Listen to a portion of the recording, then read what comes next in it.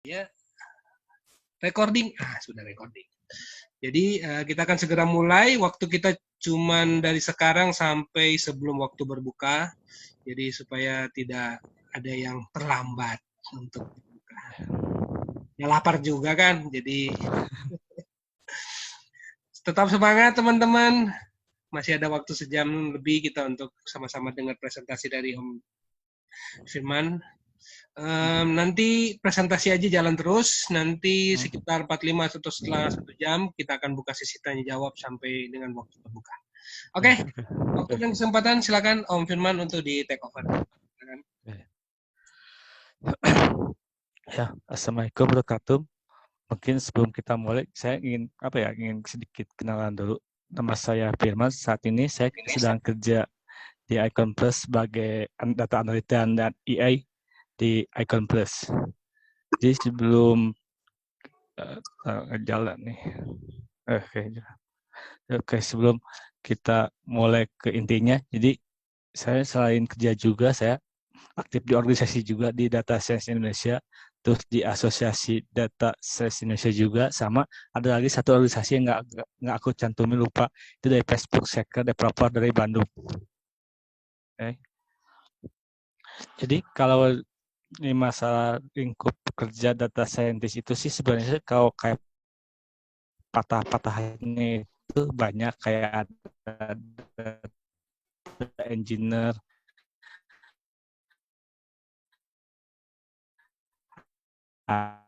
ada data set dan sama data visualisasi tersendiri. Tapi habit di Indonesia itu kebanyakan kayak mungkin corporate itu berbeda dengan startup. Kalau corporate itu dia kayak data itu kayak dari hulu ke hilir, dari engineer juga, kayak scientist juga, sampai ke visual juga itu dihandle sama satu orang. Jadi apa sih yang membedakan antara data engineer sama data scientist?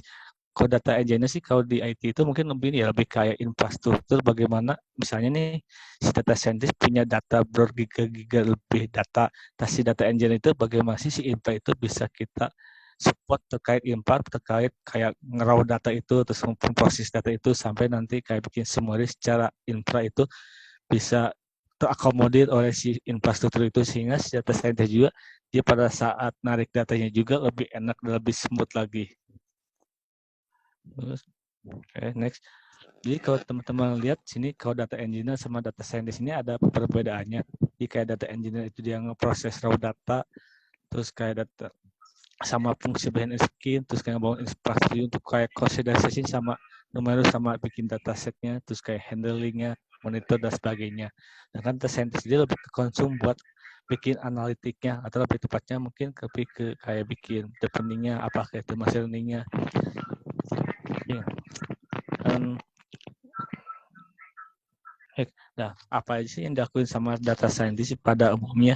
Intinya sih, pekerjaannya sih kalau data scientist dia kayak ngebesin data sampai data itu layak dikonsumsi dan bisa divisual atau bisa bikin, kan kalau orang end user itu dia nggak mengerti nih secara matematikanya kayak gimana.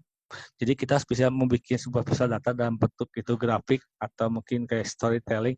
Jadi membuat sebuah data itu menjadi sebuah storytelling yang sangat bagus dan dimengerti oleh si end user.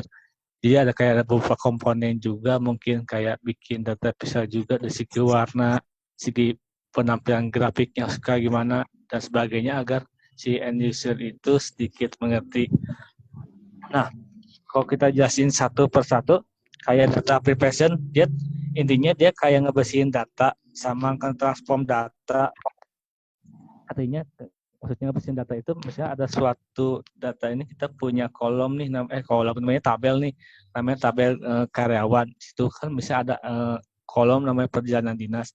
Itu kan namanya data tidak selalu bagus, ada yang kayak mungkin kosong atau sebut kayak nol, terus ada beberapa mungkin kayak karakternya tidak tepat, karena kan di sistem itu kayak contoh Agus sama Agus titik S sama Agus ST, padahal itu maksudnya sama, cuma karena ada yang satu pakai gerak, satu nggak pakai gerak, kan secara sistem disebutnya apa ya, bakal kehitung dengan variabel yang berbeda gitu. Itu harus dibersihin dulu dalam satu keseragaman dulu. Ya awalnya harus tahu nih kira apa ya, variatif huruf itu yang tidak sesuai format itu apa aja sih polanya, sehingga kita bisa melakukan pola buat nanti dibersihkan. Nah setelah kita bersihkan, kita bisa mentransformasi sebuah data, baik itu sebuah agregasi itu kayak penghubungan sum atau count atau perhitungan agregasi lainnya. Misalnya ini ada data history transaksi nih dengan pembayaran beberapa channel, terus kita bikin kayak agregasi ternyata dengan channel dengan EDC BCA itu sekitar berapa puluh user dipakai pada saat hari itu. Itu namanya agregasi. Jadi kayak penambahan sebuah kolom baru sih. Terus kalau seandainya itu emang data bersih, misalnya itu data kita lempar sih ke EDA itu kayak lebih ke analisisnya. Maksud analisisnya itu kan pasti setiap tabel itu kan terdiri berbagai macam-macam kolom. Nah, tujuan analisis itu kita menganalisa bagaimana sih goal yang kita ingin capai itu dengan si kolom-kolom yang tersebut, kolom tersebut apa ya melihat bagaimana sih keterkaitannya berapa persen sih atau kepengaruhannya terhadap si goal itu. Misalnya kita pengen lihat prestasi seorang karyawan, pastikan di tabel itu ada kayak perjalanan dinas, kayak sertifikasi, pengalaman project dan lain-lain. Nah, dari kolom-kolom tersebut kita analisis nih mana sih kalau kita lihat cara korelasinya, masih yang korelasi yang berapa signifikan nih pada si goal yang kita inginkan, contohnya kinerja si karyawan itu. Nah, seandainya ada beberapa kolom yang emang secara korelasinya itu tidak bagus, itu kita biasanya kita harus di-drop saja si tabelnya atau dihapus, jadi tidak disertakan pada saat proses pembuatan data modelingnya. Karena kalau kita tetap paksakan masuk nih pada saat kita data modeling secara efisiensi buat bikin form model juga kurang bagus. Atau mungkin nanti pada saat prediksi juga akurasi bakal sedikit jelek juga. Nah, setelah kita mengetahui kolom-kolom mana saja bakal kita bikin data modeling, maka kita bikin data modeling yang sesuai kebutuhan bisnis perusahaan. Apakah perusahaan itu ingin mencari jumlah pelanggan terbanyak siapakah? Apakah berbagai kombinasi produk yang sering membeli itu apa aja kah? Atau apapun tergantung bisnis perusahaan. Jadi kalau seorang data scientist itu dia nggak tahu harus memakai algoritma apa buat nge-solve problemnya seperti apa. Jadi kalau di data center dia cuma ada kayak apakah dia pengen kayak klasifikasi atau regression dan lain-lain. Nah dari situ kita kayak nyoba satu-satu sih karena kita mencoba berbagai formula agar menemukan sebuah hasil scoring yang sangat optimal. Nah setelah nanti data modeling itu oke, machine learning oke, kita masuk ke tahap visualisasi sama komunikasi. Nah visualisasi ini biasanya kita dari data yang berupa hasil summary, kita bisa berupa file itu, nanti kita bikin dalam bentuk data visual. Biasanya dalam bentuk data visual itu kita buat komunikasi sama end user. Nah, si end user itu kan pasti pengen kayak berapa sih ke seorang data scientist, dia pengen lihat berapa sih penjualan perusahaan ini tahun ini, terus kira-kira terdepan lebih baik kita jualan apa nih. Kita bisa menggunakan kayak visualisasi mungkin metode kayak time series atau apapun juga. Misalnya kita bulan Januari Februari itu paling banyak baju anak-anak sama baju koko, misalnya baju koko buat dewasa. Nah, kira-kira bulan Maret April itu bisa kelihatan seharusnya kita bisa ngasih suggest atau solusi buat end user atau stakeholder buat ngasih sugesti, wah ternyata Maret ini kemungkinan apa yang lakukannya baju koko lagi deh dengan model ini dan merek ini deh itu. Dengan insight tersebut kan si stakeholder juga menjadi wah benar juga, udah kita tambahin aja penjualannya, mungkin di segi produk yang lebih banyak atau mungkin di segi etalase juga berupa komponennya buat menyesuaikan agar si target kita itu terjual dengan baik. Nah, untuk skill sendiri data scientist itu sih aslinya itu basicnya dari math sih, sebenarnya dari matematika sama statistik itu emang sangat apa ya, ini salah satu main komponen yang sangat bagus sih, karena kalau kita tidak ngurus statistik basic kayak mean, modus dan sum itu, kita nanti buat mengolah proses bisnis sendiri itu mungkin bakal sedikit apa ya, bingung ini harusnya apa kalau kita tidak tahu dasar matematika secara komprehensif. Terus programming juga sama database salah satu skill juga yang saya menunjang buat seperti implementasi. Misalnya data scientist udah punya formula nih, cuma diimplementasi dalam sebuah program. Nah kita juga harus membutuhkan namanya orang yang ahli, mungkin kita harus ahli di programming database, apapun kalau kita nggak ahli cuma ahli di matematika aja, kita bisa minta tolong atau hire seseorang buat yang ahli di programming.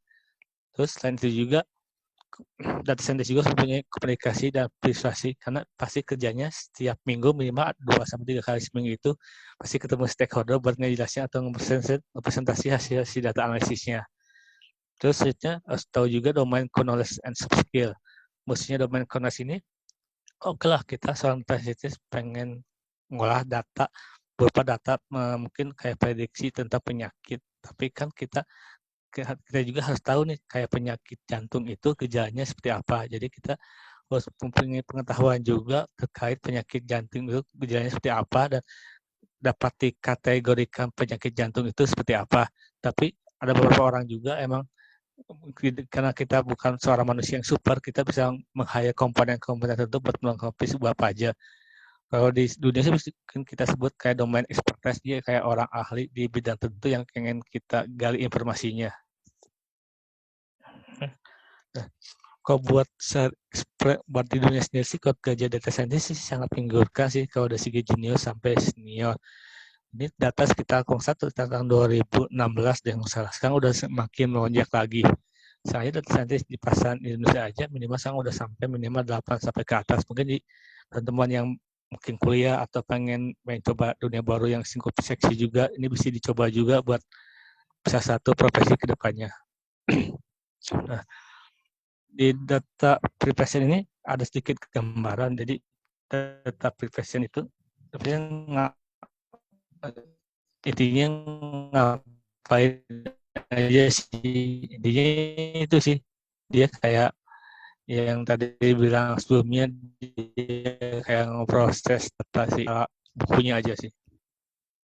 Nah, kalau ini data science proses nih hampir sama kayak tadi dijelaskan sih, bagaimana sih data collect dari dunia reality, terus data diproses, terus ada yang bersihin, terus dianalisa, terus di algoritma, terus di beberapa data produk dan visualisasi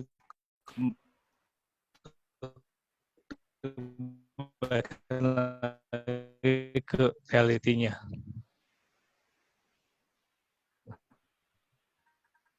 Kan proses learning. Jadi pertama kita ngesetnya datasetnya itu berupa apakah dataset produk atau apakah itu. Terus kayak dibersihin, kayak ada pedul dan fitur dan lain-lain.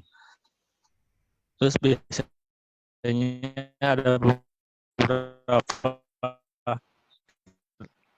data juga harus di-split buat data training atau data tes akurat dengan apa yang kita pakai di machine learning itu. Kalau machine learning itu dia ada namanya unsupervised sama supervised. Jadi unsupervised itu kayak metode pembelajaran dengan tanpa menggunakan data latih. Kalau supervised itu menggunakan data latih. Maksudnya unsupervised misal kita kayak mencari berapa sih jumlah transaksi dengan menggunakan bank ini pada saat hari ini. Itu kan cuma berupa agregasi sama summary biasa aja, jadi tanpa menggunakan data latih. Nah, kalau supervised dia itu menggunakan data latih, misalnya kayak kita kayak mendeteksi wajah orang, atau mungkin kalau di Jakarta kayak smart city-nya kayak mendeteksi siapa aja nih plat nomor tersebut yang sering melanggar. Kan kalau kayak beberapa jalan protokol kan suka ada kayak kamera dadakan itu kan kayak foto jepret-jepret gitu. Itu biasanya sih gitu buat kayak analisa tentang si orang itu apakah dia itu melanggar atau tidak sih. Terus ada lagi dimensi reduction. Dimensi reduction itu biasanya algoritma yang digunakan misal kita pengen mengolah tipe data yang sangat besar, misalnya kayak image, kayak video. Kan kalau image itu bisa satu gambar anggap aja 5.000 kali 5 pixel.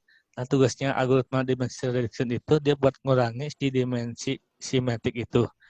Biasanya kayak SL 5.000 kali 5.000 pixel dirubah karena dimensi reduction itu bisa jadi 600 kali 600 pixel. Jadi saat kita pemrosesannya pun tidak berat. Terus selanjutnya ada namanya regression.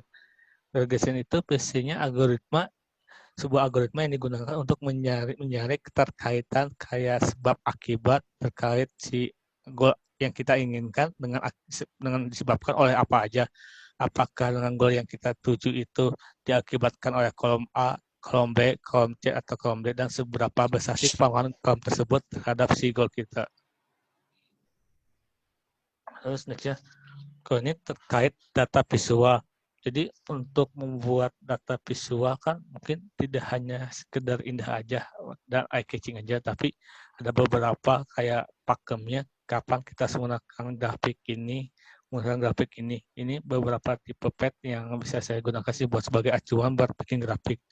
Misalnya kita pengen menunjukkan kayak comparison atau komposisi atau distribusi sebuah produk, kita pengen lihat relationship terhadap sebuah keterkaitan antara si kolom A sama si goal yang kita inginkan. Itu kayak ada grafik, ada kayak pie dan histogram dan lain dan scatter plot juga. Nah, untuk aplikasi data science ini di industri sangat banyak ya, apalagi sekarang udah sangat berjemburan baik di berbagai sektor dan di berbagai bidang. Mungkin kalau sekarang yang rame di COVID-19 itu mungkin banyak apa ya kayak Picobar dari Jawa Barat itu bikin kayak aplikasi kayak pemetaan terkait COVID-19 di Jawa Barat, terus kayak di Jakarta juga ada, terus kayak mungkin ada relawan kayak kawal COVID juga, tuh beberapa menggunakan data science buat kayak lebih kayak pemetaan itu si gejala orang yang naik COVID itu ada di titik mana aja. Nah, gimana sih peran data scientist di industri 4.0 itu? Intinya sih data science itu kalau saya analognya itu dia kayak sebagai detektif kayak di balik layar. Kayak mungkin kalau di anime itu kayak detektif Conan. Jadi kayak ada masalah yang si sumbernya tidak jelas. Nah, si data science itu dia harus bisa kayak mengorganisasi si data yang jelas itu menjadi jelas dan bisa kayak mengemukakan si data yang ada itu menjadi sebuah kesimpulan ternyata kayak penjahatnya ini. Dan data science ini buat mungkin 5 sampai 10 sampai 15 tahun sekali itu masih sangat seksi karena jujur beberapa perusahaan juga jadi gini dia perusahaan sangat ingin sekali nge-hire data scientist yang kompeten yang secara skill dan itu ternyata tapi dengan pangsa SDM yang terkait resource itu sangat sedikit mungkin itu juga bisa menjadi peluang teman-teman yang ingin menjadi data scientist karena si resource buat di-hire sama orang perusahaan kayak Unicorn atau mereka sangat butuh banget tapi karena resource sedikit mereka juga akhirnya ya dengan banyak nge-hire kayak data scientist dari luar juga sih. Jadi mungkin peluang teman-teman buat putihnya sebagai tenaga kerja lokal bahwa Indonesia itu bisa jadi desain di perusahaannya besar. Terus bagaimana sih cara memulai kerja data scientist? Pertama sih kita harus pelajari dulu sih tentang konsep data science itu seperti apa. Karena secanggih apapun tool yang kita pakai, tool hanya sebuah tool. Tapi kan kalau kita konsepnya nggak paham, maupun tool itu canggih, kita nggak bisa mengaplikasikan ke si aplikasi tersebut karena buat mengolah si data scientist itu beberapa ada yang bisa menggunakan bahasa programming atau mungkin teman-teman juga yang tidak menyukai bahasa programming juga bisa cukup analitik aja kayak bikin analisa tanpa programming juga itu sudah tersedia kayak beberapa tuh open source yang kita tinggal kayak drag and drop tapi tetap aja kita butuh konsep data science konsep tentang pengolahan data itu seperti apa misalnya kayak kita pengen cari analisa tentang sebuah produk, tapi kan kita tahu inputannya itu apa dan outputnya itu apa dan selanjutnya prosesnya ngapain. Itu. Terus selanjutnya belajar beberapa basic kayak matematika, statistik, coding dan analisa sih. Karena ini pasti saling terkait nanti pada saat nanti kalian kerja di data scientist. Terus kayak what program application are the top and frequent used in tool. Jadi intinya teman-teman mungkin bisa lihat kayak mencari contoh beberapa program aplikasi yang sering dipakai di dunia itu aplikasi apakah, terus kayak pembuatannya itu seperti apakah, terus analisanya itu seperti apakah. Itu teman-teman juga bisa kayak korek-korek mungkin kayak blog si pembuatnya, kayak konsepnya kayak gimana, terus kayak ending itu kayak gimana, itu juga bisa menjadi salah satu apa ya kayak resource buat pembekalan kita belajar tentang terkait si data science itu. Atau juga bisa membaca beberapa jurnal juga atau mungkin beberapa blog juga yang terkait data scientist. Kalau blog sih biasanya yang sering bagus banget itu kayak tawatdatascience.com atau juga di Medium itu ada beberapa juga orang yang kayak dia kayak bikin smell project gitu, kayak yang describe kepada pembaca jadi supaya si pembaca itu paham si proses analisa yang dia gunakan sampai awal sampai akhir itu kayak gimana sih. Itu banyak sekali resource yang bisa kita baca. Terus measure juga progress, maksudnya measure your progress, jadi kita harus update juga kita kemampuannya udah sampai mana sih terkait kita pengolahan data ini. Kalau kita mempunyai kekurangan di math atau di programming atau mungkin di analisis yang kurang tajam, itu kalian bisa kayak bikin apa ya kayak bikin roadmap. Oh ternyata saya kurangin di sini. Kita harus bikin kayak bikin roadmap, harus ngapain aja supaya skill yang kita kurang itu bisa mencukupi buat menjadi seorang data scientist. Apakah kita harus ikut course, apakah kita dengan otodidak juga cukup, itu bisa dilakukan teman-teman sih dengan disertai dengan latar belakang teman yang bisa tercover terkait itu. Terus next. Nah, terus selanjutnya mungkin teman-teman juga bisa melakukan beberapa magang atau mengerjakan proyek kecil aja sih. Kan kalau dulu kalau data scientist itu kan kalau kayak buat pengen belajar aja tuh biayanya mahal, bisa sampai 30-50 juta buat per course-nya. Tapi dengan sekarang banyak sekali beberapa startup kayak Gojek, kayak mungkin Traveloka, terus kayak Kata IA itu banyak sekali buat kayak pengen bikin internship terkait data scientist. Itu bisa juga menjadi peluang teman yang pengen langsung data scientist atau pengen atau ikut juga ke teman-teman yang udah senior mungkin yang udah berpengalaman kayak ikut project-project kecil aja. Nggak apa awalnya kita cuma ikut-ikut doang tapi kita kayak apa ya kayak tahu prosesnya kayak industri itu kayak gimana sih. Berawal dari sana kita menjadikan smart project, kita step by step lah kayak semakin besar semakin besar mengerjakan project juga. Karena yang namanya belajar itu nggak akan ada yang namanya langsung apa ya, langsung bisa sih, pasti itu ada proses dulu. Kayak bayi itu nggak akan mungkin langsung bisa lari, pasti ada proses belajar dulu sih. Kalau namanya salah itu pasti hal yang wajar sih. Intinya kalau ada kesulitan dan mengerjakan apapun, intinya teman-teman jangan pandang mundur, harus tetap semangat dan harus apa ya, harus tetap kokoh terhadap niat yang ingin teman-teman lakukan. Oh ya, ini beberapa contoh yang sangat populer ya, Kaggle itu kayak ini sih, kayak sebuah web portal. Di sana terdapat banyak sekali kumpulan-kumpulan dataset yang bisa teman-teman gunakan, baik itu untuk latihan atau untuk ikuti beberapa challenge. Itu bisa teman ikutkan juga. Kadang di Kaggle juga ada beberapa kayak kompetisi terkait subjek tertentu buat memecahkan sebuah permasalahan terkait kategori yang kita inginkan. Karena di Kaggle itu banyak sekali, apakah itu terkait kesehatan atau terkait financial fraud, apa terkait employee atau ke talent management, itu banyak sekali yang teman-teman minati bidang apa. Di sana juga kita bisa udah itu kan udah termasuk udah sinkron dengan Jupyter Notebook. Itu biasanya udah kita bisa lakukan analisa tersebut di portal tersebut sih. Dan kalau misalnya kita ikuti analisa tersebut juga, teman juga kalau nanti mempunyai kesempatan juga buat kayak di review sama orang data scientist yang mungkin udah lebih hebat dari kita, itu buat kasih masukan terkait analisa yang kita telah posting di Kaggle tersebut. Misalnya, wah kayaknya kamu kurang deh, analisanya kurang tajam karena metode ini. Nanti teman-teman bisa dapat apa ya, poin-poin dari sana untuk improve sini untuk belajar. Nah, ini beberapa tool yang sering dipakai, tapi ini tergantung kebutuhan sama resource juga sih. Biasanya sih kalau data scientist itu bahasa programming yang dipakai itu kalau nggak Python, R, atau bahasa K. Itu biasanya 3 bahasa yang sering dipakai buat analisa data. Kalau database itu biasanya memakai NoSQL kebanyakan sih, karena NoSQL itu kan dia lebih sifatnya Elasticsearch. Sedangkan tool buat visual banyak sekali sih, ada Power BI, Review, Tableau, Highchart, Sense, Plotly, terus ada Kibana, mungkin ada Apache Zeppelin atau Apache Spark, banyak sekali itu tuh buat bikin data visual. Terus kayak algoritmanya apakah pakai KNN, LDA, PCA, atau Nebase, atau dan lain-lain. Atau ke OpenRepack, Drag, atau mungkin bisa pakai ArcGIS buat bikin data geografis. Nah, ini beberapa referensi free course yang mungkin lagi banyak diskon pada saat work from home, yaitu DataCamp, itu nggak salah ada free course juga. Terus ada Coursera, ada free course. Terus yang menarik ini Tableau terkait data visual. Kalau kita ini pakai Tableau itu biasanya kita bayar $120. Sekarang lagi ada promosi gratis selama 3 bulan. Sama ada tes latihan juga buat dapat badge Tableau spesialis, itu kan free itu kan aku. Terus dari IDX-nya juga menyediakan beberapa course gratis juga.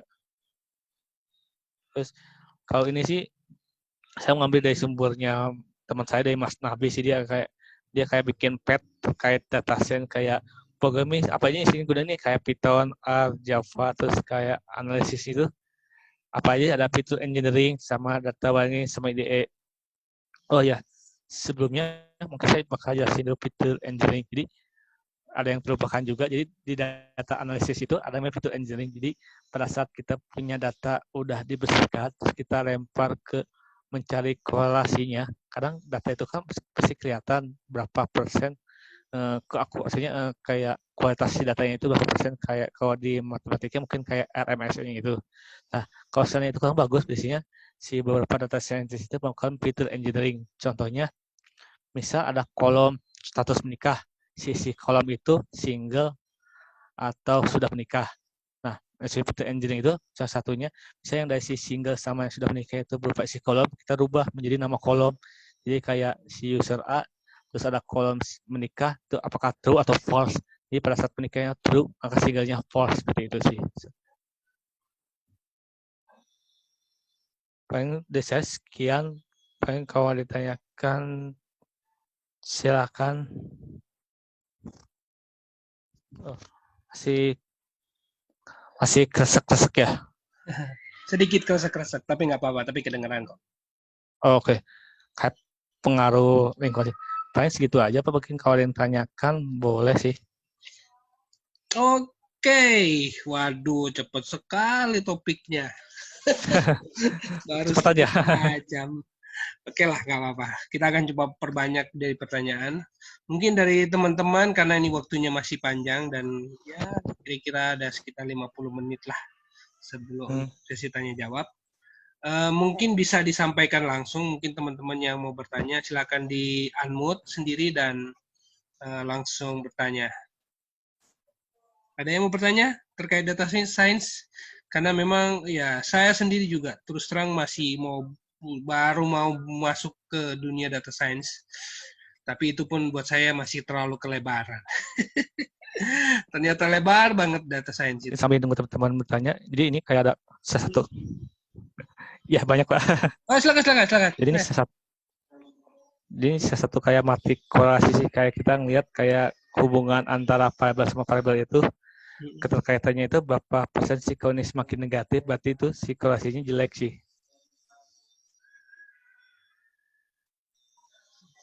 Oh, dari Mas Andi Julius ya. Saya akan menjawab pertanyaan Andi Julius, apakah dengan struktur data yang agak berantakan bisa disusun oleh data scientist agar bisa informatif? Itu bisa, Mas.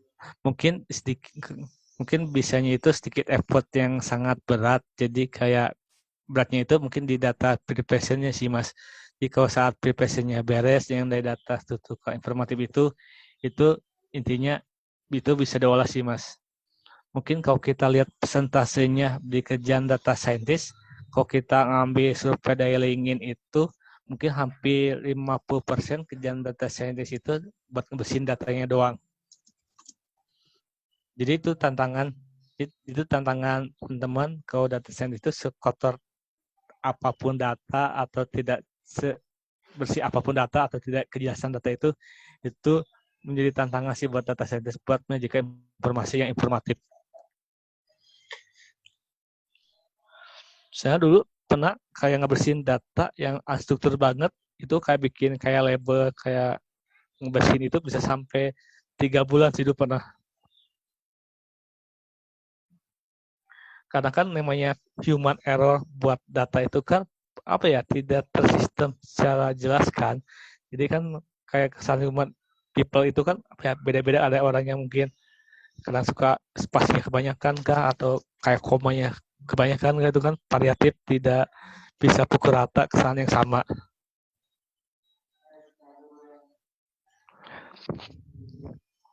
Ya, teman-teman, next.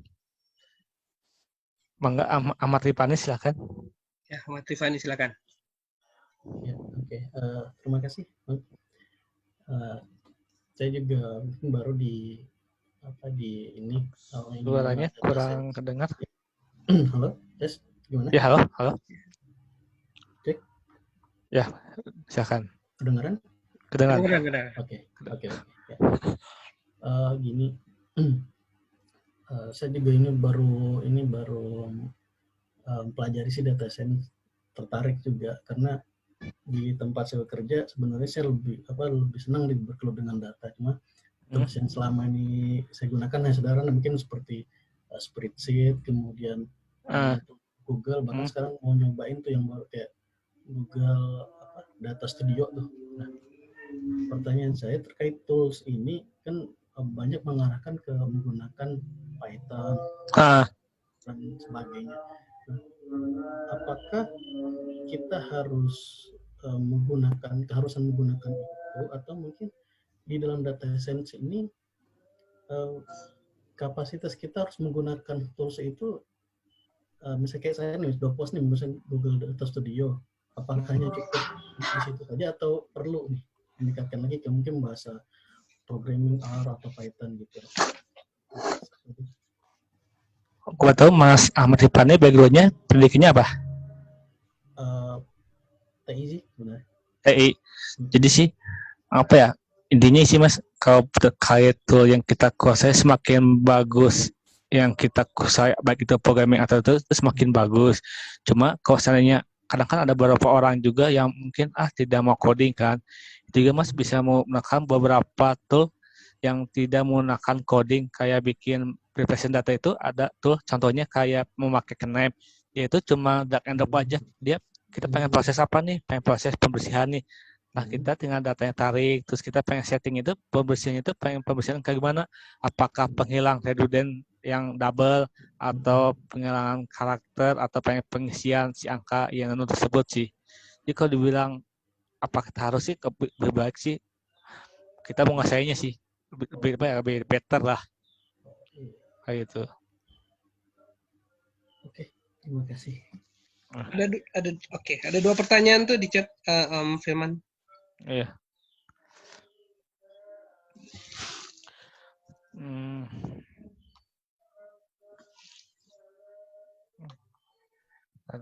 Dari Mas Epri ya.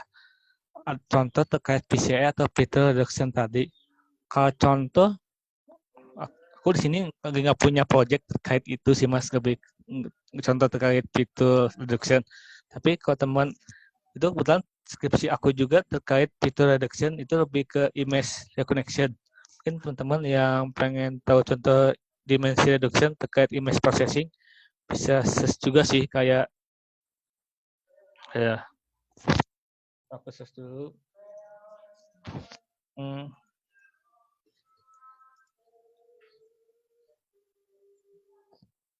Oke, wait.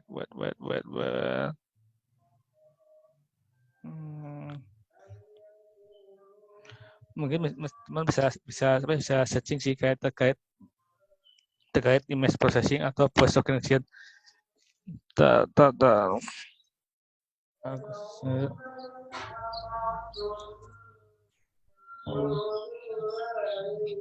Oke.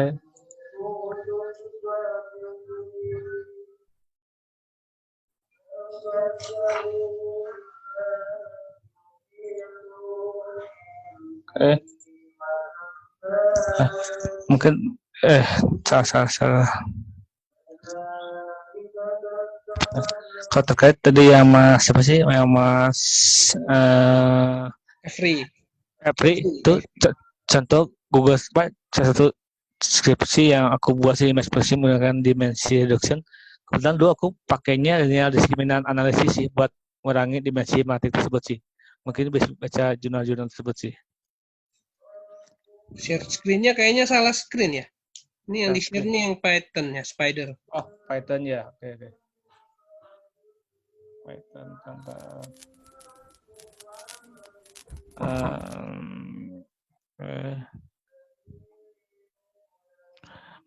Mungkin teman-teman bisa lihat dari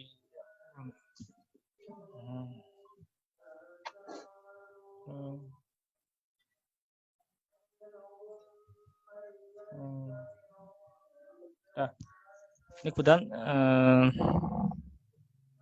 salah satu jurnal juga pernah yang aku buat juga. Jadi ini ada sistem pengenalan wajah dengan menggunakan linear discriminant analysis. Mungkin teman-teman pengen tahu contoh kayak dimensi reduction dari pengompokan awal sampai bikin pengenalan sampai testing itu berapa persen. Mungkin lebih enaknya baca jurnal ini sih. Dia lebih komprehensif, kayak perhitungan juga seperti apa sih. Di sini ada sih. Terus dengan Mbak Anne Palina.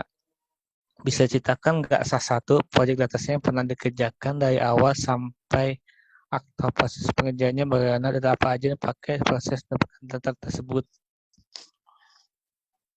Kalau salah satu kasus project mungkin ini sih ya, mungkin dulu pernah aku kayak bikin smart project dengan komunitas data science Indonesia dengan pemerintah Kota Bandung yang dipimpin sama Dinas Perhubungan. Jadi di si Pemkot Bandung itu dia pengen analisa terkait jumlah ya kayak rute penumpang itu seberapa banyak sih yang memakai jasa angkutan umum. Nah, karena pada saat pemerintah Kota Bandung itu dia nggak punya data yang pasti itu seperti apa, itu sih kita pada saat itu kita kayak nge-collect data sendiri sih sama tim, kayak kita ngitung trayek Kota Bandung itu ada apa aja, terus itu haltenya ada berapa aja, terus kita juga kayak ngisi beberapa survei juga kayak beberapa angkot dengan berapa sampel, misalnya angkot jurusan A ke B kita kasih mungkin 30-50 sampel buat terkait kuesioner. Nah, setelah data itu terbentuk, baru kita kayak bikin kayak analisis kecil-kecilan atau kayak summary kecil-kecilan. Terus setelah kita bikin summary analisa kecil-kecilan, baru kita nih sampaikan ke pihak pemerintah Kota Bandung. Ternyata dengan jam segini, hari segini, kebanyakannya orang ini memakai rute angkot A misalnya, atau angkot B misalnya. Nah, yang teman-teman tahu juga, buat analisa data juga tidak harus selalu menggunakan mesin ini buat nyelesain masalah. Kadang kita dengan analisa biasa aja, masalah itu udah solve, jadi tanpa menggunakan mesin juga. Jadi kita harus mengerti juga bisnis yang kita pengen, atau problem yang kita pengen pecahkan itu seperti apa sih. Terus ada juga kayak contoh, mungkin teman-teman kan mungkin ada beberapa yang menikmati listrik gratis 450 sama 900 dengan kategori tidak mampu. Nah, itu sebelum pemerintah memutuskan itu, kita analisa dulu nih kira-kira dari segi pemasukan kita segimana, terus pengeluaran segimana, terkait urgenitas itu gimana. Nah, itu kita analisa dulu nih data-data yang mungkin kita bisa kasih bantuan subsidi sebelum kita sampaikan ke pihak stakeholder, nanti stakeholder ke si Presiden Jokowinya, seperti itu sih. Nah, kalau data sendiri sih, kalau buat resource kita analisa data itu macam-macam ya kalau dari project ya. Kayak contoh kemarin kayak di Hub Kota Bandung, kita collect sendiri secara manual. Dengan tugas PLN itu data emang udah ada di histori teman yang udah bayar listrik itu per kapan aja itu kan udah kecatat nih di sistem kita. Nah, itu kita tinggal tarik aja sih. Jadi kadang kita jangan project juga data itu ada yang kita terima, emang kita tinggal siap proses aja, kadang kita harus collect juga sendiri sih, itu terkait scope projectnya itu apa sih. Terus Mas Said, kalau untuk pemilihan fitur itu gimana ya Mas, dari Cloudsimatic yang tapi kan banyak fitur datanya, apakah yang punya koreksi yang tinggi terhadap label yang diprediksi? Nah, kalau untuk yang diprediksi itu kan intinya teman-teman itu dia pengen goalnya itu apa, misalnya pengen lihat kayak kinerja seorang pegawai itu apakah layak atau promosi atau enggak, itu kan goalnya. Tapi kan dalam tabel itu kan kayak dia kayak perjalanan dinasnya sering kah, terus kayak trainingnya sering atau enggak, atau kayak dia statusnya menikah sehingga atau apapun itu kan ada beberapa kolom nih. Nah, kita cari nih Cloudsimatic-nya. Nah, kalau namanya Cloudsimatic itu nanti bakal muncul sebuah tabel. Kalau kita screen, kan ini ada beberapa tabel kan. Jadi kayak semakin bawah dia semakin negatif, kalau ke atas dia semakin positif. Jadi maksudnya buat masuk ke data modeling yang bisa kita pilih itu kita mencari data yang secara nilainya ini positif. Karena kalau negatif berarti dia memiliki hubungan akibat sebab akibatnya itu sangat rendah. Tapi kalau misalnya dalam case-nya kita menemukan banyak banget data negatif yang positifnya dikit, berarti itu dari segi bersihnya datanya itu masih kurang bagus. Apakah kita datanya kurang banyak buat analisa, misalnya kita cuma ada 1 sampel tapi butuh 3 sampel. Kedua, apakah kita harus melakukan fitur engineering supaya kualitas datanya itu bagus. Itu. Terus hasilnya pertanyaan Muhammad Firmansyah. saya tertarik untuk jadi data scientist, cuma selama di matnya kira-kira bebmat apa aja yang mesti dipelajari untuk menjadi data science. Jadi sih kalau mata pelajaran yang paling umum yang harus dipelajari itu sih pertama statistik, kedua itu linear aljabar. Linear aljabar itu kayak matriks. Matriks itu kan ada turunan kayak inverse, kayak diskriminan, kayak integral kayak gitulah. Terus kayak vektor. Terus yang penting sih secara basic menguasai itu dulu sih. Nanti kalau itu udah beres, nanti kita belajar beberapa kurva yang sering dipakai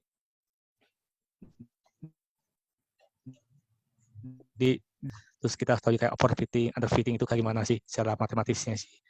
Intinya sih statistik dulu sih sama linear aljabar secara fondasi awalnya sih. Terus Mas Jatri Putra tadi yang bilang apa sih daktek itu apa namanya mau juga nggak jelas namanya. Oh itu namanya KNIME. Ntar aku bukan KNIME ya. KNIME sensor.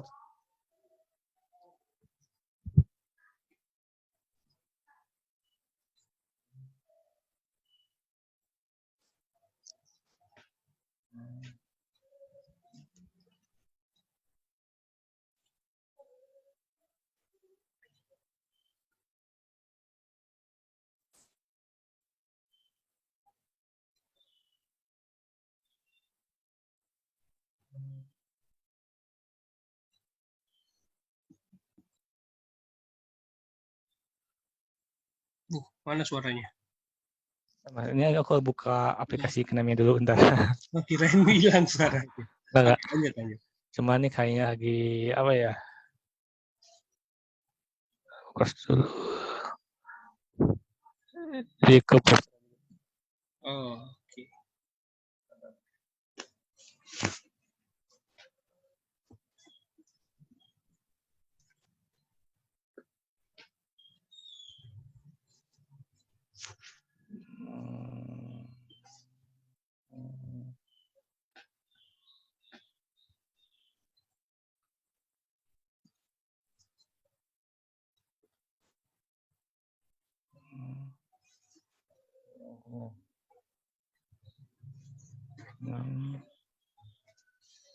Kayaknya Power BI juga drag and drop ya, kalau nggak salah ya. Tapi cuma untuk bikin data visual ya.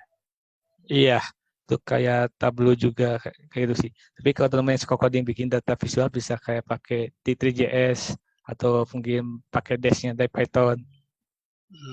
Yang KNIME tadi itu bagaimana? KNIME aku buka nih lagi ini kayaknya lagi atau nggak responding terus sih. Nggak, maksudnya dia itu udah berfungsi untuk apa tuh, Mas Firman? Kalau KNIME itu ini sih Pak, sambil buka ini dia.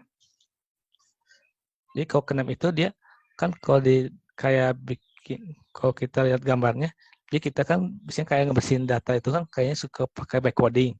Nah, KNIME itu kan dia sistemnya pakai node jadi kayak kotak-kotak gitu. Misalnya kita punya data produk nih pengen bersihin. Nah, kita tinggal tarik aja si kotak buat kebersihin data itu apa, terus kita tinggal drag setting aja buat ngebrowse data yang kita pengen bersihin itu data apa aja, terus kita setting kira-kira bersihnya itu apa, berupa apa aja, apakah pengen mengisi si nilai nol itu dengan variabel median atau apapun itu sih. Lebih kerjaan data scientist sehari sih pakai prediksi juga bisa, cuma dia drag and drop sih. Oh, penggantinya ETL ya? Iya, tanpa harus kita coding pakai Python sih. Oke. Kayak di temen saya dan di big datanya PT Pos itu dia pakai KNIME buat proses datanya.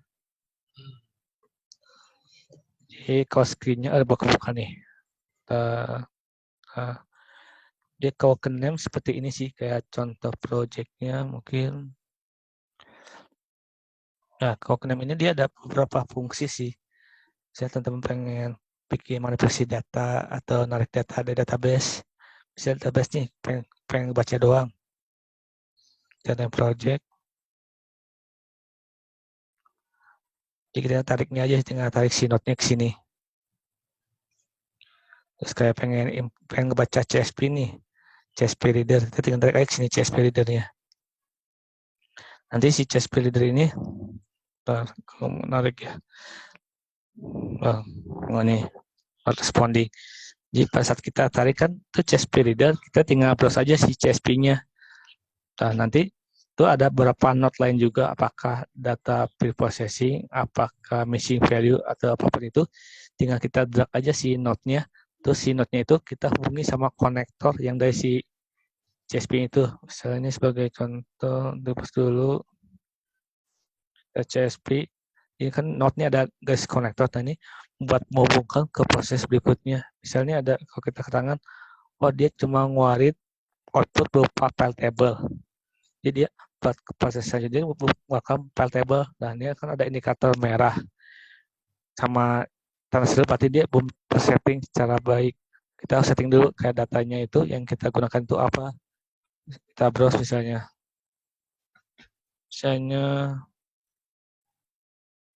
kerjaan salah ya aku.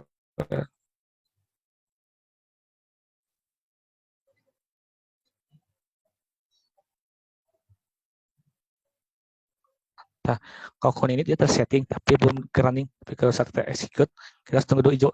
Nah, biasanya kalau yang merah gini, biasanya ada beberapa apa ya, mungkin itu datanya tidak cocok dengan si formatnya, atau ada kesalahan pada saat settingnya kalau sampai munculkan tanda silang ini sih. Jadi kalau pada saat kita silang hijau itu biasanya oke, bisa dilanjutkan ke proses berikutnya. Jadi kalau sini bisa ada kayak ada query juga, kayak kita rename nih tanpa harus coding sih. Kayak kita rename nih, nanti di settingnya itu kalau kita rename,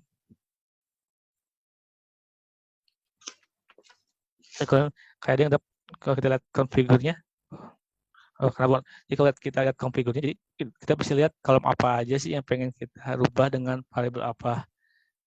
Terus ini juga kalau pengen terkait big data atau sosial media, pengen hubungi sama API Twitter, reporting di sini, karena ini udah akomodir semua sih. Jadi teman-teman yang pengen kayak data scientist tanpa coding juga, ini bisa pakai ini sih.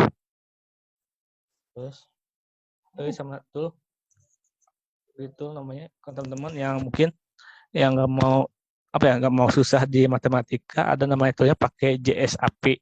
Di JSAP itu dia kita kayak ngeload data CSP-nya, terus kayak di browse gitu, nanti sistem itu dia analisa dia harusnya pakai pemodelan apa. Jadi kayak code screen-nya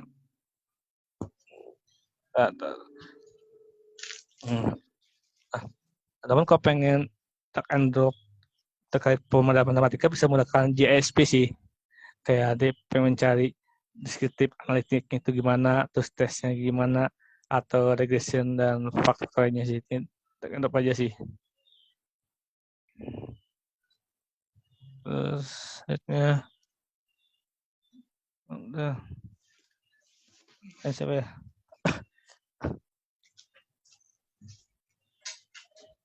Banyak nih. Jadi sama Mas Muhammad Fatur Rahman. Mas mau tanya, saya masih belajar tips untuk jadi data center, apakah cukup cuma belajar programming Python doang? Kalau dibilang cukup sih, belum sih, karena intinya data science itu matematikanya sih. Jadi kalau programming itu sebagai eksekusi dari sebuah kebenaran yang kita pengen uji coba sih. Contoh kita punya argumen, saya mau punya mobil, tapi kan pasti eksekusi buat ngecek rumah apakah saya punya mobil atau enggak kan. Jadi kayak program itu sebagai seperti pembuktian aja sih dari konsep yang kita pikirkan sih. Jadi lebih baiknya buat Mas Muhammad mungkin tambah mempelajari basic math-nya sih. Terus Mbak Nurhana, buat ngebersihin data itu pakai tools atau bagaimana? Pasti pakai tools sih Mbak. Soalnya kan kalau kita edit manual satu-satu kayak by Excel kan, kalau datanya ada 6.000 row kan itu sangat melelahkan. Jadi itu buat membersihkan data itu tergantung Mbaknya prepare pakai apa, apakah pakai programming seperti Python kah, atau mungkin seperti Knem yang tadi contoh itu tergantung lebih prefernya bagaimana sih. Mau bahas sedikit nggak di share sini apa?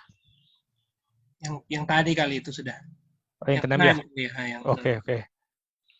Terus Mas Norzam, Mas boleh nggak sharing awal mulai terjun data scientist gimana? Terus oh, dan terutama dalam memilih jalur ke data engineering scientist, apakah pemula pembelajar itu semua sih Mas? Kalau saya sih awal terjun saya basicnya programming, karena saya basicnya informatika juga. Jadi dulu kerja di kantor sebelumnya kan aku programming bagian lebih bagian apa ya, bagian palu gadanya programming lah. Cuma di sana ada pembentukan kayak direktorat baru terkait EA. Nah di sana aku dikasih kayak mutasi gitu sih Mas. Jadi kayak aku juga awalnya sangat apa ya, sangat hardcore banget, sangat sangat kerja keras banget buat ngejar ketinggalan yang saya nggak tahu sih, kayak ikut free course lah, ikut course lah, kayak machine learning itu kayak otodidak banget sih. Nah pada saat saya terus akhirnya saya pindah ke sekarang di jalur yang mungkin di satu jalur sih. Nah untuk pemula bagaimana memilih masnya terkait mau data scientist atau data engineering atau data analysis itu tergantung passionnya masnya sih Mas, lebih nyaman pengennya jadi apa gitu sih.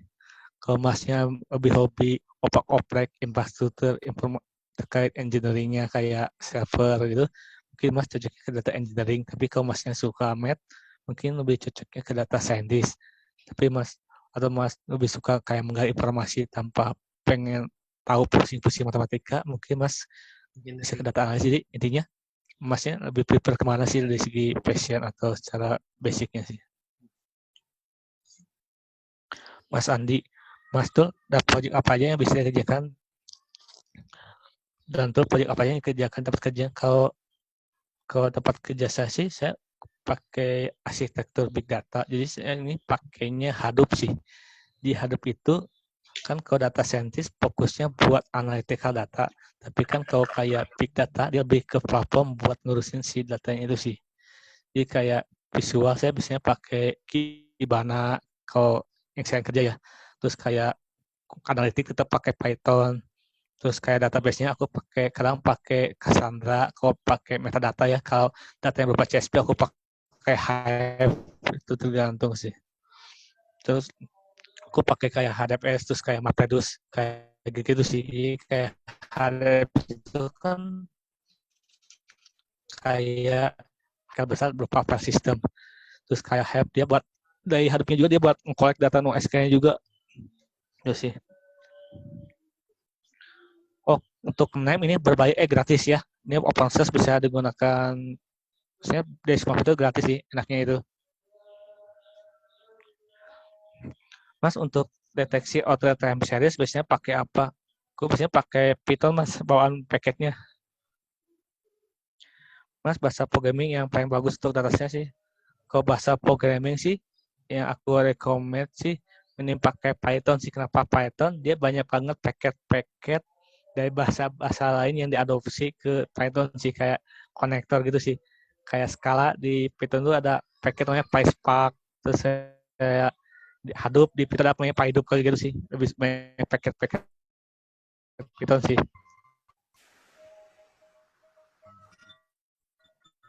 Tapi ada beberapa, tapi kalau orang murni math, biasanya mereka lebih suka memakai MATLAB atau pakai RStudio, pakai bahasa R sih. Cuma kalau saya sih lebih suka pakai Python sih, karena paketnya buat matematisnya ada, buat ngedevelop berupa apps juga ada sih.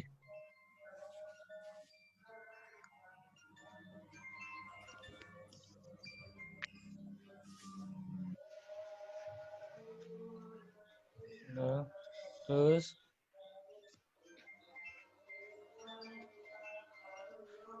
Mas dari Cahyadi, apa Mas nama library di Python-nya untuk deteksi outlier? Saya sih biasanya pakai ini Mas, pakai H2O Mas. Oke Mas bisa cari H2O itu seperti apa. Ya, misalkan Mas Iju. Halo Mas Firman. Ya. Ini Mas, saya mau nanya, misalkan kita setelah kita menganalisa data, itu reportingnya bentuknya bagaimana ya Mas ya? Oh, reportingnya. Kalau itu sih, kemudian misalkan kita reporting itu perlu nggak Mas kita untuk melampirkan perhitungan manualnya untuk meyakinkan klien mungkin gitu Mas terhadap case yang sedang kita kerjain? Kalau aku sih tergantung si end user yang Mas pengen presentasi itu siapa dulu sih? Apakah dia stakeholder kah? Apakah dia cuma manajer kah? Contohnya kalau stakeholder, misalnya stakeholder dia nggak mau ribet, masa itu ngomotika dia biasanya pengen, tapi kalau manajer dia ngerti secara teknis, biasanya itu report ke si manajer itu kayak hitung-hitungan matematis juga, dia harus tahu juga sih. Itu tergantung user Mas yang pengen tujuan itu ke siapa sih Mas. Soalnya kalau kayak direktur, dia nggak ngerti Mas matematika itu apaan sih, dia pengen tahunya hasil analisis itu apa aja, sama terlihat eye catching aja buat sebagai monitoring bisnisnya gitu.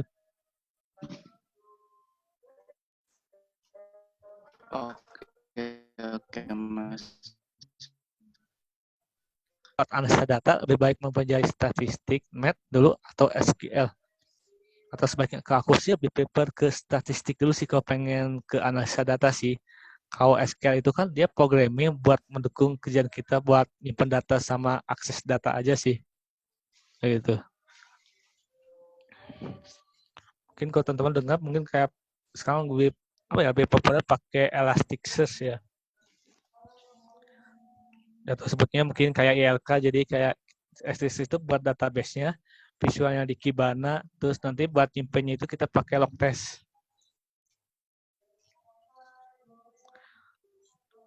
Jadi selanjutnya mungkin tanyakan.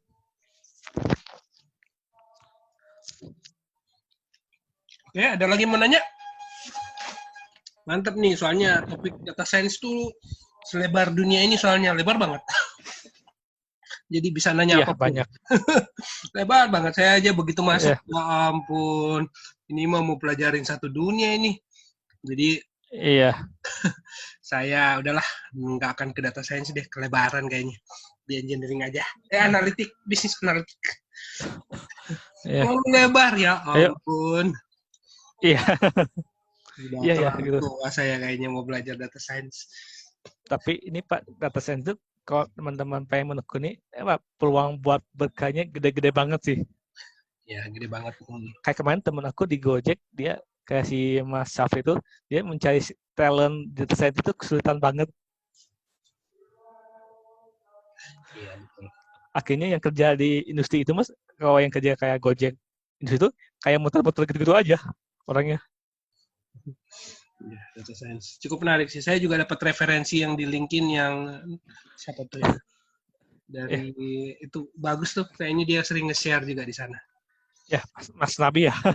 Iya betul. Aduh, itu, bagus bener. Itu teman organisasi sih di DSI juga sih. Ya.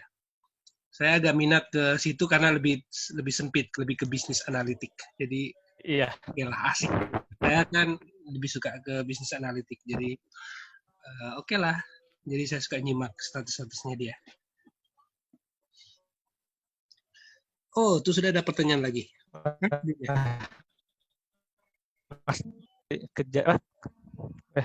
Mas Dery masih kalau pengen belajar machine learning, belajar apa dulu ya buat pemula algoritmanya?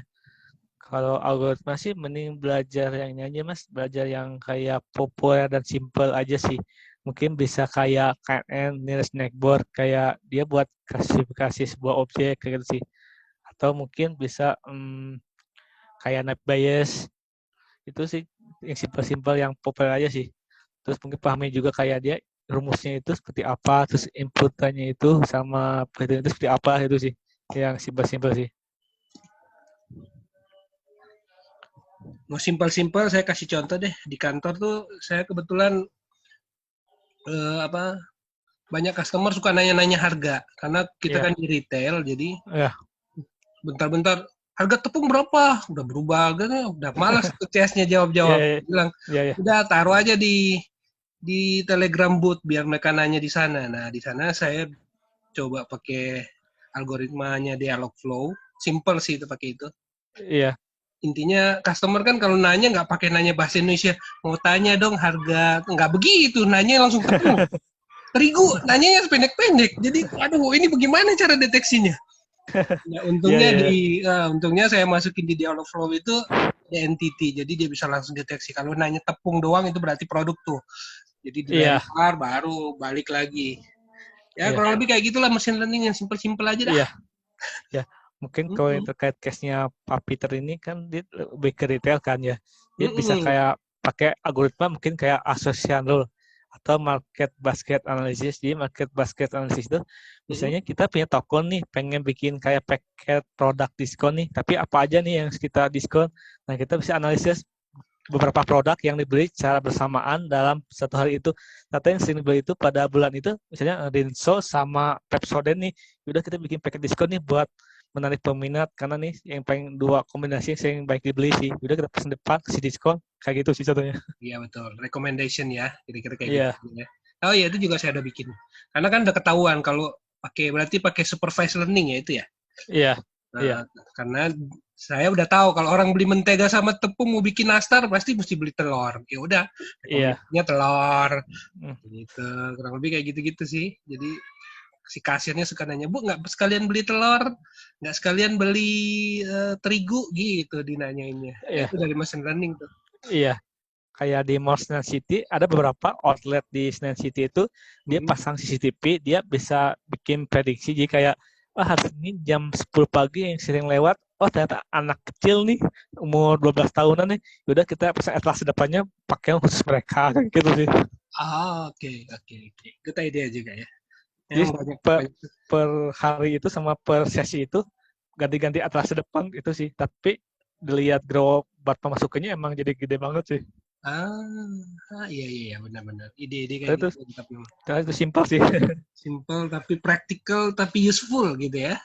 Iya. Mantap. Terus kayak Mas Norjam, Mas untuk terjun ke data science yang paling tepat belajar statistik, math, atau programming apa ya? Kalau aku sih mending dua-duanya sih. Tapi kalau lebih prefer, mending statistik atau math dulu sih. Jadi kalau kita konsep udah oke, kita tinggal implementasi pakai programming sih. Dari apa yang konsep kita kuasai sih. Domain bisnis juga perlu sih. Jadi kadang kita pengen ngolah datanya ada nih, tapi kita nggak punya jiwa bisnis. Ya kita susah buat analisis data itu kalau kita nggak punya jiwa bisnis juga sih. Dengan data yang ada, dengan berbagai peluang yang ada, kalau kita nggak punya pengetahuan bisnis, ya udah data itu akan jadi apa-apa juga sih. Jadi saling keterkaitan juga sih. Domain knowledge yang tadi disebut ya? Iya. Jadi kadang si pimpinan dia pengen cari ini, tapi pada saat kita analisa data menemukan hal yang menarik yang baru, itu bisa kita sampaikan terkait di pot kita, Pak, ternyata si analisa kita menemukan sesuatu yang punya punya perspektif buat segi penjualan lebih bagus lagi gitu sih. Setuju. Intinya kita kritis aja sih, jangan puas dengan yang ada sih. Oke, ada lagi yang mau nanya? Wah, sebentar lagi nih. Ayo. Nanya. Data science ini menarik nih. Ada tinggal 2, berarti kita sekitar 15 menit lagi ya? Oke. Ayo, atau pengen diskusi atau pengen curhat di kantor ngapain? Iya. Soalnya sekarang sih ini sih kalau di kantor biasanya lagi ke open konsep kantor lebih ke open space sih sekarang. Oh iya, saya mau nanya soal dataset, boleh? Boleh. Kemarin tuh saya pingin bikin dataset, terus ternyata saya baru itu dataset itu jadi semacam template ya, atau bagaimana? Karena waktu di stratified random, nol melulu. Saya pikir ini saya salah di mana nih datasetnya ternyata. Nah, itu memang dataset harus dibikin benar dulu ya sebelum untuk dijadiin learning atau apa tadi? Kalau dataset sih ini sih Pak, itu dia lebih kayak objective file sih ya Pak. Dari situ kayak CSV atau Excel tuh kayak dipanggil di si programmingnya sih. Kalau template nggak ada sih. Soalnya waktu saya bikin, saya mau bandingkan kok hasilnya nol semua. Itu sih biasanya Pak ada beberapa tool ya yang menggunakan dataset itu emang ada menggunakan format tertentu sih. Kayak Kibana kalau kita upload file berupa JSON, saya udah pernah upload JSON, tapi si strukturnya itu nggak sama dengan format Kibana, ya itu jadinya. Oh, error terus ya. Ada beberapa yang kayak gitu juga sih. Saat apa aja yang harus penuhnya untuk membuat data warehouse bisa real time? Wah, real time ya.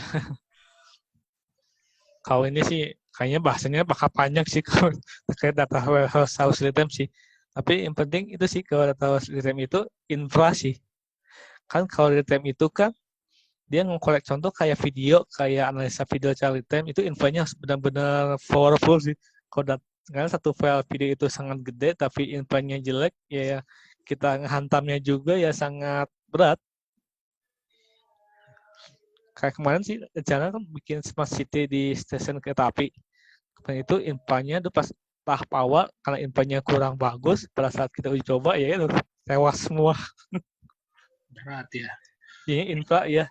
Sama arsitektur big data juga harus benar-benar sih kalau pengen terkait data real time sih. Ya.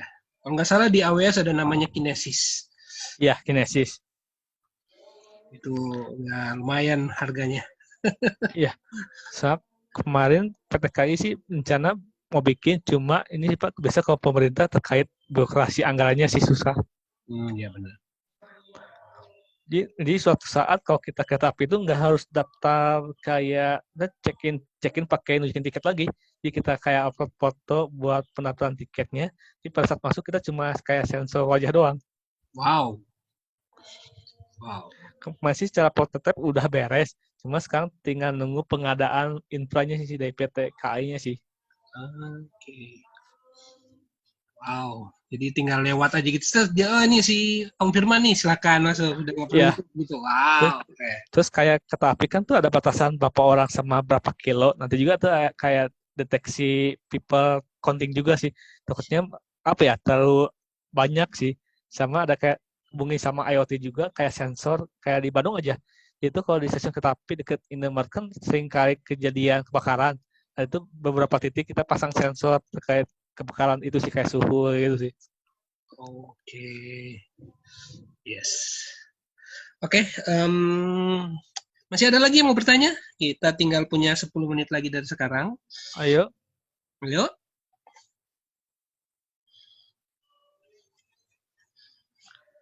Om Firman, ada kesempatan Ya. mau berbagi lagi untuk seri yang berikutnya?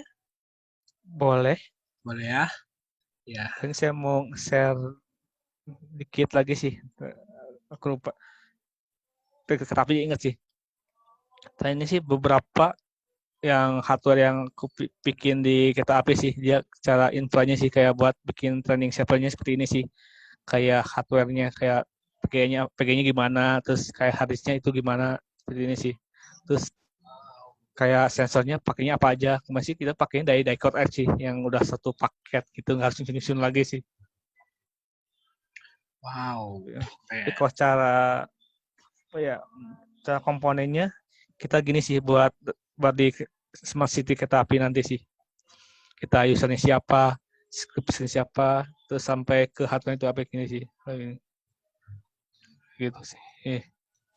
Wow, semoga sukses kalau gitu. Senang lah kalau kita sampai lihat ini sukses, ikutan senang. Iya. Nanti sih soalnya uji cobanya itu stasiun Gambir sama stasiun Bandung dulu. Oke. Di nextnya bawa Indonesia. Itu sih.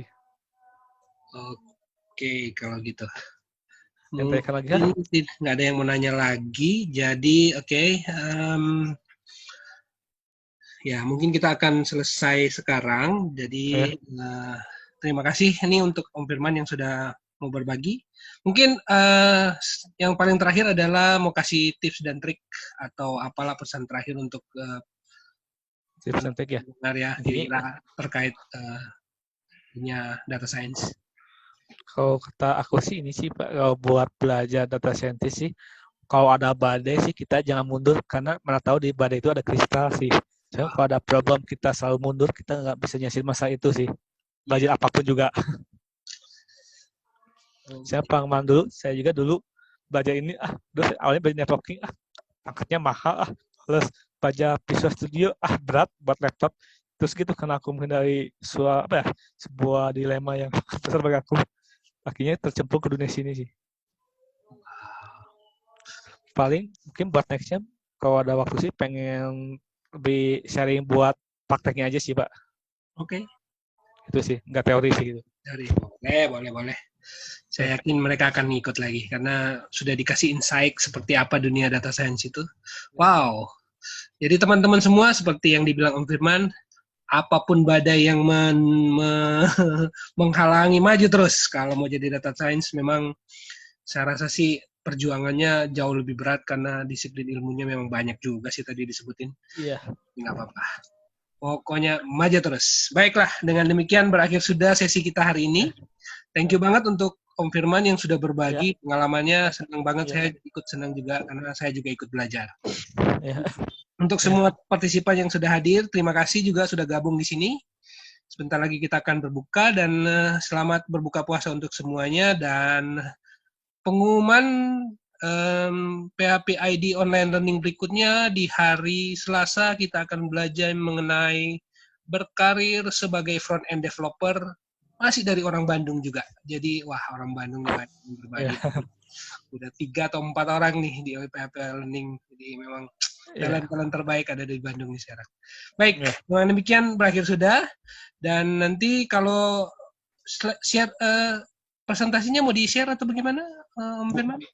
Boleh nanti saya ke Bapak ya, nanti share ya. Baik, baiklah. Oke, siap. Terima kasih dan seluruh teman-teman yang sudah bergabung, selamat berbuka puasa dan sebelum leave boleh chatting, terima kasih atau kasih voice. Terima kasih sama Om Firman. Thank you, bye-bye semua. Terima kasih. Bye, terima kasih. Terima kasih.